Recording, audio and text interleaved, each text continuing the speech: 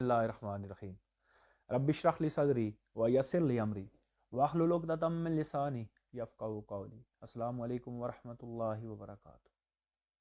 आज हम जिस मौजू पे गुफ्तगू करेंगे वो है कि नबी सल्लल्लाहु अलैहि वसल्लम पे पहली वही का नुज़ूल कब हुआ और नुज़ूल वही से पहले आपका क्या मामूल था और क्या किया करते थे। ये बड़ा एक अहम मौजू है कि नबी सल्लल्लाहु अलैहि वसल्लम की ज़िंदगी के जब 37 साल गुजर गए तो आपकी कैफियत में तब्दीली आनी शुरू हो गई। माशरे के अंदर जो बुराइयां आप देख रहे थे, माशरे के अंदर जो फाशी और रियानी आप देख रहे थे, माशरे के अंदर जो गलत रसूम और रवाज आप देख रहे थे और जो आप बुतों की पूजा देख रहे थे, कबाइल ने 360 से ज़्यादा बुतों को अपना महबूद बनाया हुआ था। तो आपने सोच व फिजार शुरू कर दिया। आपके अंदर इज़तराबी कैफियत तारी हो गई, एक उलझन वाली कैफियत हुई। आप गौर व फिक्र में मसरूफ़ हो गए, लेकिन आपको समझ ना आ रही थी कि इसके दरमियान वो कौन सा रास्ता है जिसको अपनाया जाए।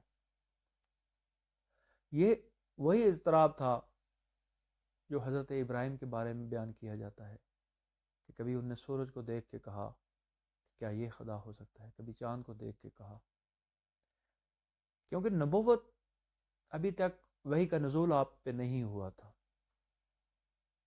तो आपने इसका एक हल निकाला कि आपने मक्का से कोई 2 किलोमीटर के फासले पे गार हिरा उसको चुन लिया और वहाँ पे आप चले जाते थे, सत्तू ले लेते, पानी ले लेते और आप गार हिरा में चले जाते और कहीं कहीं दिन तक वहाँ पे रहते, गौर व फिक्र करते, कायनात के मुशाहिदे करते, सोचते कि इस कायनात को पैदा करने वाला कौन है, इस कायनात में निज़ाम चलाने वाला कौन है, इस कायनात का सिस्टम कौन चला रहा है। और ये बड़ा लंबा अरसा गुजरता, आप उलझन का शिकार रहते। जब आपका ज़ादे राह तोशा ख़त्म हो जाता तो आप वापस आते, फिर तोशे का इंतज़ाम करते, फिर गार की तरफ चले जाते।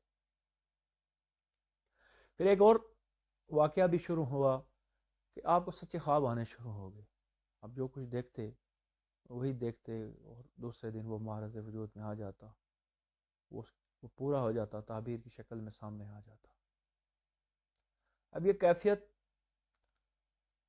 2.5 से 3 साल तक आप पे रही।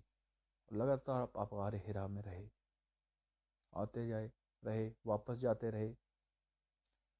इसी तरह जब आपकी उम्र मुबारक 40 साल के करीब हुई तो हज़रत जिब्रील अमीन तशरीफ़ लाए गार हिरा में। आपने जब देखा कि एक अजनबी शख्स तशरीफ़ ले आया हुआ है, आप देख के घबरा गए। आपने उसकी तरफ देखा तो उसने कहा इकरा या मोहम्मद, पढ़ो या मोहम्मद पढ़ो। आपने आगे से जवाब दिया मा अना बिकारियुन, मैं पढ़ा हुआ नहीं हूँ। फिर उसने कहा इकरा, आपने फिर वही जवाब दिया मा अना बिकारियुन। तीसरी दफ़ा उसने आपको झंझोड़ा और झंझोड़ के सीने के साथ लगाया और कहा इकरा बिस्मि रब्बिकल लज़ी खलक, खलकल इंसान मिन अलक। ये सूरह अलक की वो पहली 5 आयात आपको पढ़ाई गई, तलावत की गई और आपकी ज़बान जारी हो गई और आपने उसके पीछे तलावत करनी शुरू कर दी।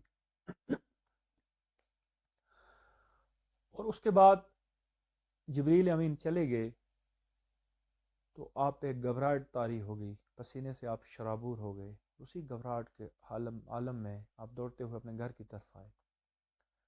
हज़रत खतीजा ने जब ये देखा कि आप पसीने से शराबूर हैं, घबराए हुए हैं और आपकी कैफियत मुतसलसल है, आपने हज़रत खदीजा से कहा ज़म्मिलूनी ज़म्मिलूनी, मुझे कुछ चीज़ उड़ा दो। खदीजा ने आपको कंबल उड़ाया। जब थोड़ा सा आपकी हालत बेहतर थोड़ी सी हुई तो हज़रत खदीजा ने आपसे अर्ज़ किया क्या वाक़या हुआ, तो आपने पूरा वाक़या बयान किया। तो उस वक्त हज़रत खदीजा ने आपको फरमाया कि मोहम्मद, अल्लाह आपको रुसवा नहीं करेगा, क्योंकि आप गरीबों की मदद करने वाले हैं, आप मज़लूमों का साथ देने वाले हैं, आप यतीमों की कसम परसी करने वाले हैं, आप मसाकीन को खाना खिलाने वाले हैं, आप बेवाओं के साथ हमदर्दी रखने वाले हैं, آپ معذوروں کی خدمت کرنے والے، آپ کے اندر اتنی خوبیاں ہیں کہ کبھی بھی رب آپ کو مایوس نہیں کرے گا، کبھی بھی آپ کو ضائع نہیں کرے گا۔ پھر اس کے بعد حضرت خدیجہ آپ کو اپنے چچا زاد بھائی ورقہ بن نوفل کے پاس لے گئی، جو عیسائی مذہب قبول کر چکے تھے۔ ان کی عمر 90 سے زیادہ سال ہو چکی تھی اور بڑھاپے میں ان کو نابینا پن بھی آ چکا تھا۔ حضرت خدیجہ لے گئی اور پوچھا کہ یہ کیفیت ہوئی ہے آج ان کے ساتھ، بتایا۔ تو جب ورقہ بن نوفل نے یہ کیفیت سنی تو اس نے کہا کہ یہ وہی فرشتہ ہے جو حضرت موسیٰ علیہ السلام کی طرف آتا رہا، حضرت عیسیٰ علیہ السلام کی طرف آتا رہا۔ آپ کو آخری نبی چن لیا گیا ہے، اور اے محمد یاد رکھنا کہ تمہاری قوم جو آج تمہیں صادق اور امین کہتی ہے، جو آج تمہاری تعریفیں کرتی ہے، تمہیں ملک بدر کر دے گی، تمہیں اذیتیں دے گی، لیکن تم جس دعوت پہ چل رہے ہو اس پہ قائم رہنا۔ اور میری عمر بہت زیادہ ہو چکی ہے، شاید میں زندہ نہ رہوں، لیکن اگر میں زندہ رہتا تو میں اس وقت تمہارا ساتھ دیتا۔ اور اس کے بعد آپ واپس تشریف لے آئے، اور کہیں دن تک آپ پہ وحی کا نزول اس کے بعد بند رہا۔ آپ بھی الجھن کی کیفیت میں رہے، کہیں دفعہ آپ پہاڑوں پہ نکل جاتے، چلے جاتے۔ بخاری کی ایک روایت کے مطابق آپ نے کہیں دفعہ کوشش کی کہ میں پہاڑ کے اوپر سے کود جاؤں۔ اب یہ وہ زمانہ تھا کہ جس کو فترت وحی کا زمانہ کہا جاتا ہے، کہ وحی رک گئی۔ اب مختلف اقوال ہیں اس کے بارے میں، کچھ کہتے ہیں کہ یہ 3 سال تک یہ وقت رہا، کچھ کہتے ہیں کہ 2 سال رہا، کچھ مہینوں میں کہتے ہیں، اور کچھ دنوں تک کہتے ہیں۔ تو اگر صحیح روایات دیکھی جائیں تو یہ دنوں تک یہ وقت تھا۔ تو اسی کیفیت میں آپ ایک دفعہ باہر جا رہے تھے تو وہاں پہ آپ نے دیکھا کہ زمین اور آسمان کے درمیان ایک کرسی لگی ہوئی ہے، اور وہی فرشتہ جو غار حرا میں میرے پاس آیا تھا آج وہ اسی کرسی پہ براجمان ہے۔ آپ وہاں سے گھبرا جاتے ہیں، واپس گھر کی طرف آتے ہیں، خدیجہ کو پھر کہتے ہیں مجھے چادر اڑا دے، تو وہاں پہ اب وحی کا سلسلہ پھر شروع ہوتا ہے۔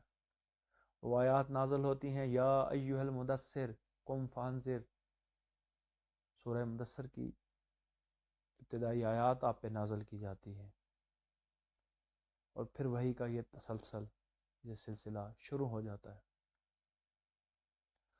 تو انشاءاللہ اس کے بعد ہم وحی کے سلسلے، اس کے بعد ہم مختلف موضوعات میں دعوت و تبلیغ کا آغاز کس طرح ہوا، دعوت و تبلیغ میں کس طرح نبی صلی اللہ علیہ وسلم کو مشکلات پیش آئیں، مکی معاشرے کے اندر آپ کو کس طرح کی اذیتیں دی گئیں، اس کو ہم اپنے اگلے پروگراموں میں بیان کریں گے۔